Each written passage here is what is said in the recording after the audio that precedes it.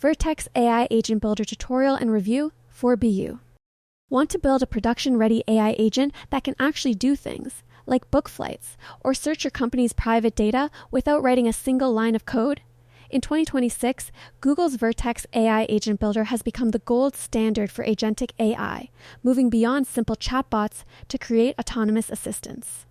Today, I'm giving you a beginner-friendly breakdown and a quick setup guide to get your first agent live in minutes. Vertex AI Agent Builder is a no-code platform within Google Cloud that lets you build, scale, and govern enterprise-grade agents. To get started, log into your Google Cloud console and navigate to Vertex AI Agent Builder. Click Create App and choose Conversational Agent.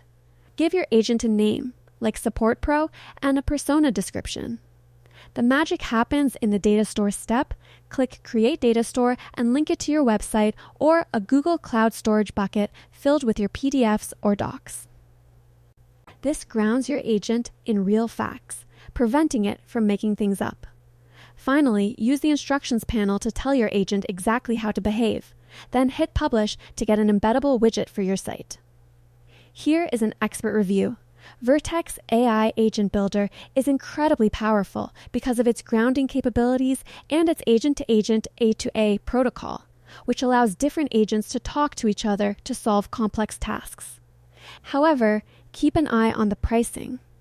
While there is a free tier for beginners, once you scale, you're billed for things like agent engine runtime and model tokens.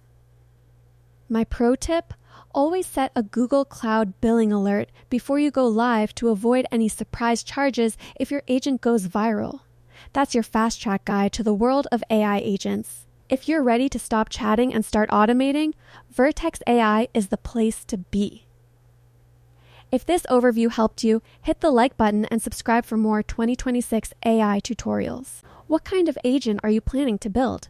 A customer support bot or a personal research assistant? Let me know in the comments.